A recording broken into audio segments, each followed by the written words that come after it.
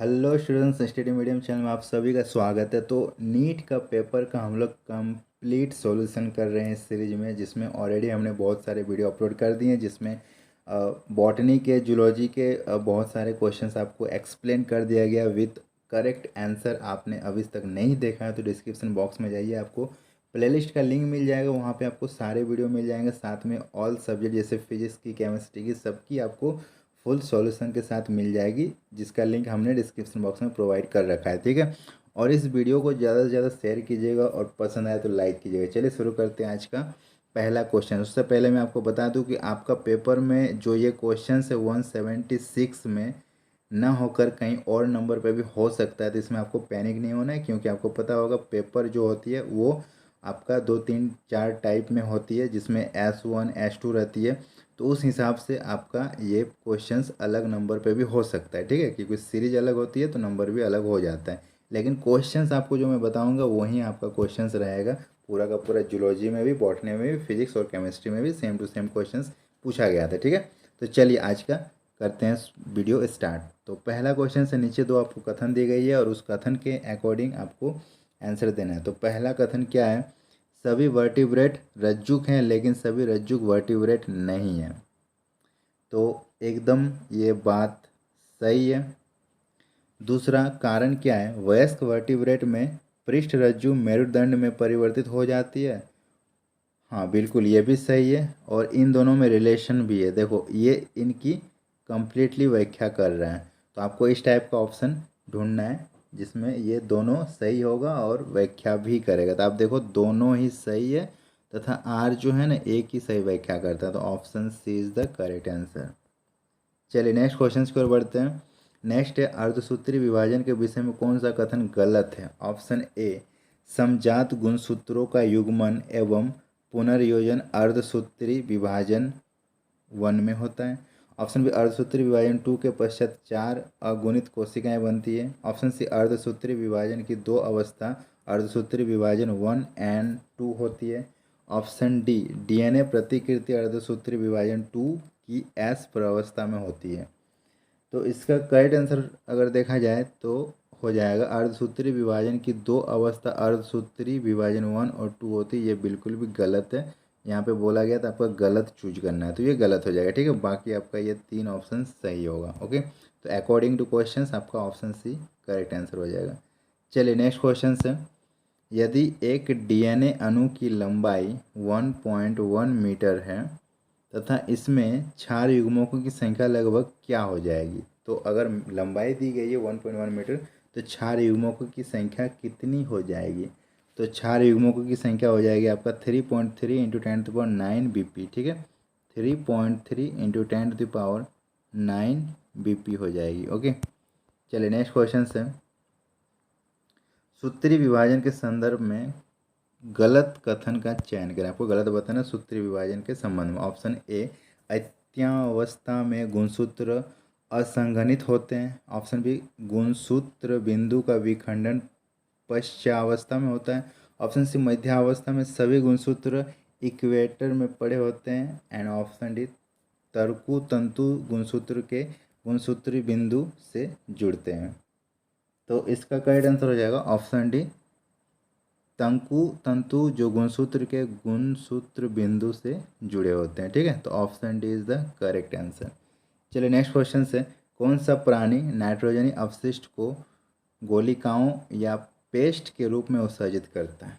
Option A, Hippocampus. Option B, Pavo. Option C, Ornithorhynchus. And option D, Salamandra. तो इसका correct answer हो जाएगा option B, Pavo. Okay, चलिए next question की ओर बढ़ते हैं। निम्न प्रणालियों में किन के पाचन पथ में अतिरिक्त कक्ष जैसे क्रॉप एवं पेशनी होते हैं? ठीक है, तो आपको बताना कौन से प्राणियों में ये होता है। ठीक है, option A, Catla, Columba, crocodiles. Option B, Pavo, Psittacula, Corvus. Option C, Corvus, Columba, chameleon. And option D, Bufo, Balaenoptera और बेगरस। तो इसका करेक्ट आंसर हो जाएगा ऑप्शन बी, पैवो, सिटिकुला और कार्वरस। ओके, चलिए नेक्स्ट क्वेश्चन की ओर बढ़ते हैं। निम्न में से कौन सा रोग एवं उसके लक्षणों का सही मेल है। ओके, आपको बताना कौन सा करेक्ट मेल है। ऑप्शन है माइस्थेनिया ग्रेविस जो होता है वो अनुवांशिक विकार जिसके परिणाम स्वरूप कमजोरी और कंकाली पेशियों का पक्षघात होता है। ऑप्शन बी पेशियां दुष्पोषण, ये जो होती है स्वप्रतिरक्षा विकार जिसके कारण कंकाल पेशियों का अनुक्रमित अपहासन होता है। ऑप्शन सी संधि शोध, जोड़ों का शोध होता है। एंड ऑप्शन डी अपतानिका, ये जो होते हैं उच्च Ca2+ आयन स्तर से तीव्र ऐंठन होती है।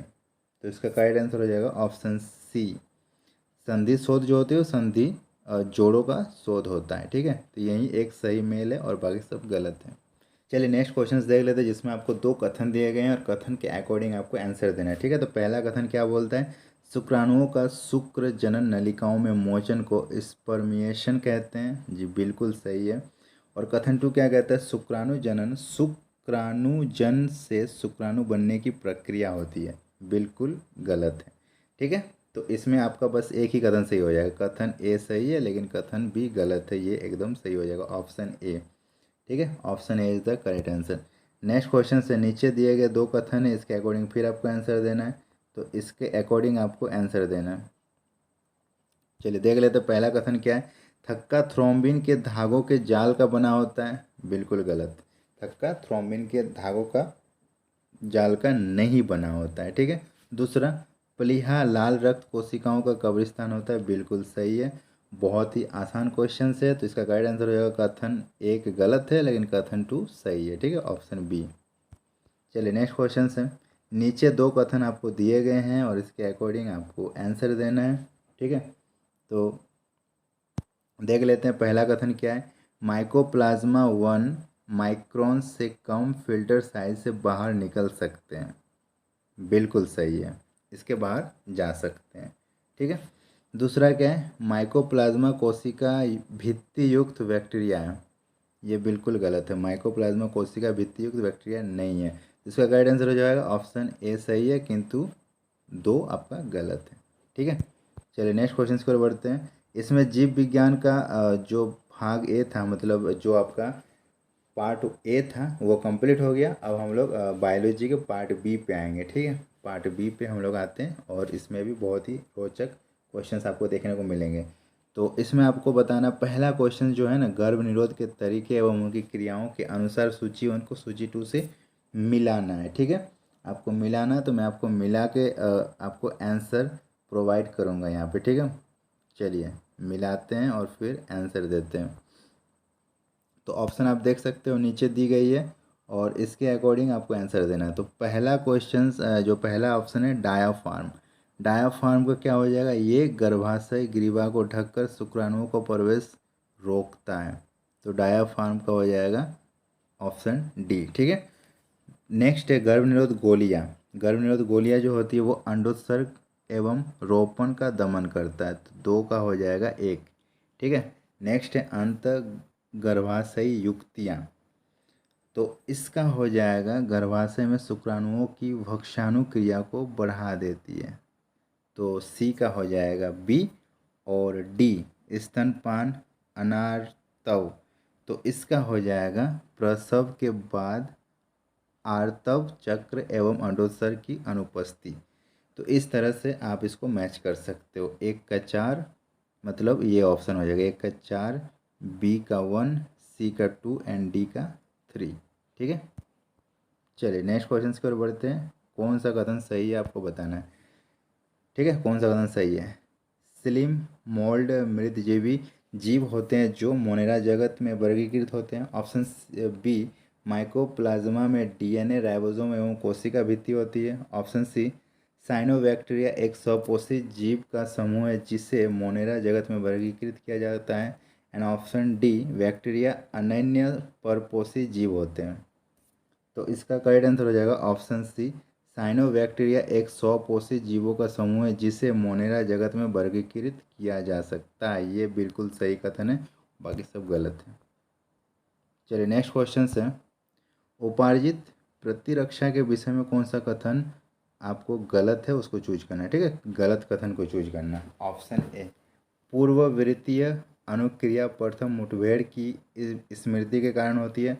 ऑप्शन बी, उपार्जित प्रतिरक्षा जन्म के समय उपस्थित अवशिष्ट प्रकार की रक्षा है। ऑप्शन सी, जब हमारे शरीर की पहली बार किसी रोगजनक से सामना होता है तब प्राथमिक अनुक्रिया उत्पन्न होती है। एंड ऑप्शन डी, उसी रोगजनक से दोबारा सामना होने पर पूर्ववर्तीय अनुक्रिया होती है। तो इसका करेक्ट आंसर हो जाएगा ऑप्शन ए, पूर्ववर्तीय अनुक्रिया प्रथम मुठभेड़ की स्मृति के कारण होती है। ये गलत है, ठीक है, मतलब आपका option A is the correct answer. Next question आपको विकल्प के रूप में दिया गया है और आपको विकल्प के रूप में ही आंसर देना है। ओके, चलिए देख लेते हैं क्या विकल्प है और क्या इसका आंसर होना चाहिए। तो इसमें बोला गया पैराथार्मोन के प्रभाव नहीं है। कौन? पैराथार्मोन के प्रभाव नहीं है। ऑप्शन ए, अस्थि पुनः शोषण क्रिया को उद्दीपित करना, गलत, नहीं होगा, बिल्कुल ये नहीं होगा, ठीक है।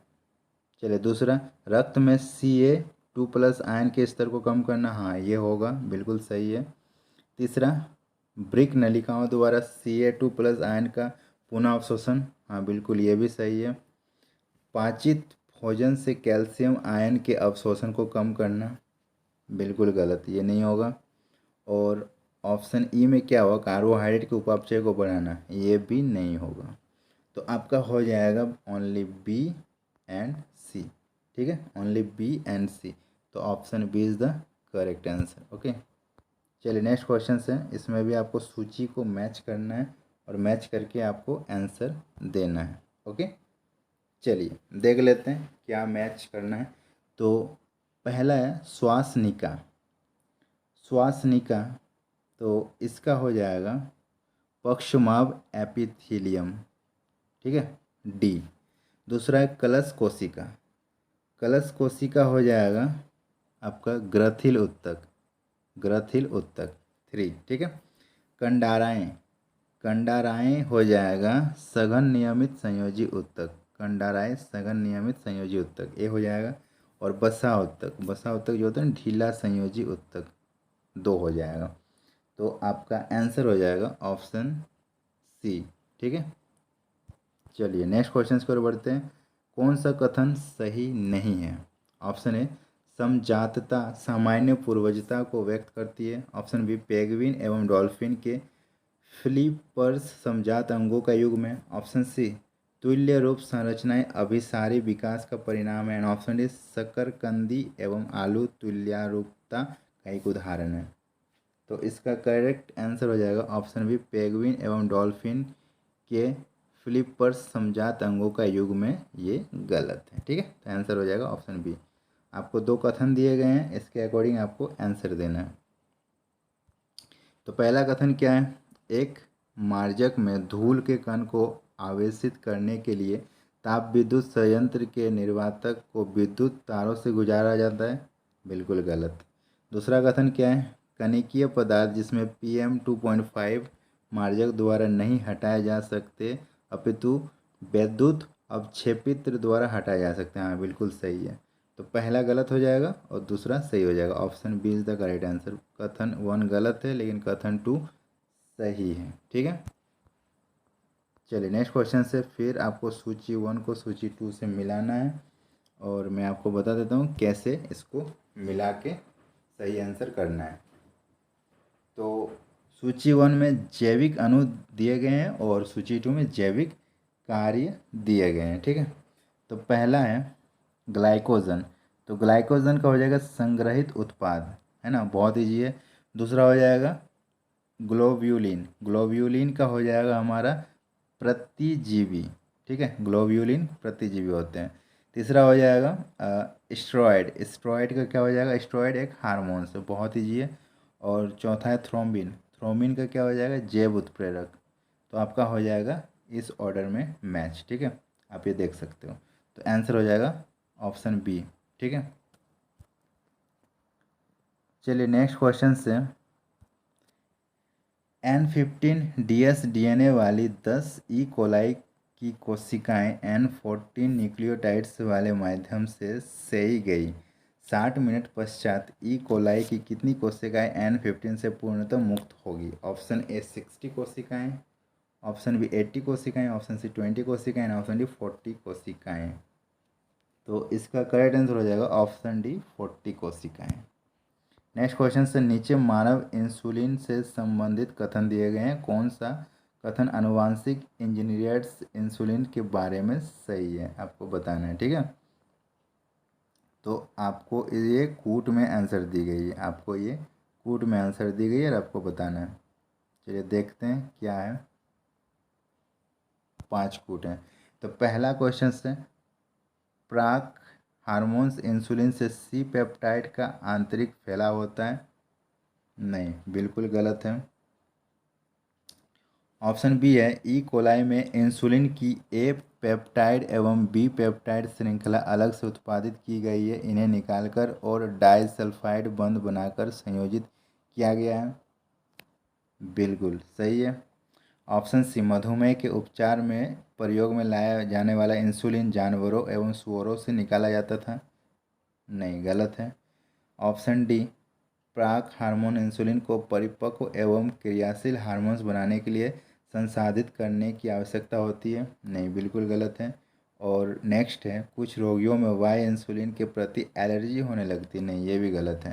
तो आपका ओनली बी सही हो जाएगा, ओनली बी सही हो जाएगा। किस में आंसर है आपका? ऑप्शन डी में ओनली बी सही है, ठीक है। चलिए परफेक्ट। नेक्स्ट क्वेश्चन पर बढ़ते हैं। निम्न में से कौन सा कथन सही है? कथन कौन सा सही? ऑप्शन ए संधि अनुशिथिलन के दौरान रक्त अलिंद से नीलय में मुक्त रूप से जाता है। ऑप्शन बी नीलयी दाब में बढ़ोतरी के कारण अर्धचंद्र कपाटिकर बंद हो जाते हैं। ऑप्शन सी अलिंद संकुचन को उद्दीपित करने के लिए अलिंद नीलय पर्व क्रियात्मक विभव उत्पन्न करती है। एंड ऑप्शन डी अलिंद के सहकालीन संकुचन के कारण दाब के बनने से त्रिवलनी एवं द्विवलनी कपाट खुल जाते हैं। तो इसका करेक्ट आंसर हो जाएगा ऑप्शन है संधि अनुशीतलन के दौरान रक्त अलिंद से निलय में मुक्त रूप से जाता है, ये बिल्कुल सही है। नेक्स्ट क्वेश्चन से निम्न में से कौन क्लोनिंग संवाहक का अवांछनीय लक्षण नहीं है? ऑप्शन है एकल प्रतिबंधन एंजाइम स्थल की उपस्थिति, ऑप्शन बी 2 या अधिक पहचान स्थलों की उपस्थिति, ऑप्शन सी प्रतिकृति की उत्पत्ति की उपस्थिति, एंड ऑप्शन ए चिन्हक जीन की उपस्थिति। तो इसका करेक्ट आंसर हो जाएगा ऑप्शन ए एकल प्रतिबंधन एंजाइम स्थल की उपस्थिति। चलिए नेक्स्ट क्वेश्चन से यदि एक वर्ण अंध स्त्री ऐसे पुरुष से विवाह करती जिसकी माता भी वर्ण अंध थी, इसकी संगर्भता में वर्ण अंधता का संयोग क्या होगा? 75%, option B 100%, option C 25% and option D 50%। तो इसका करेक्ट आंसर हो जाएगा ऑप्शन बी 100%, ठीक है। चलिए नेक्स्ट क्वेश्चन आपके सामने है। यदि दो जीन के बीच पुनर्योजन आवृत्ति इस प्रकार है A and C 5%, B and C 15%, B and D 9%, A and B 20% and C and D 24%, A and D 29%। एक रेखीय गुणसूत्र पर इन जीनों का क्रम क्या होगा? तो इनका क्रम हो जाएगा, पहले ए होगा, फिर सी होगा, देन फिर बी होगा, फिर डी होगा। तो कौन सा ऑप्शन हो जाएगा? Option B is the correct answer.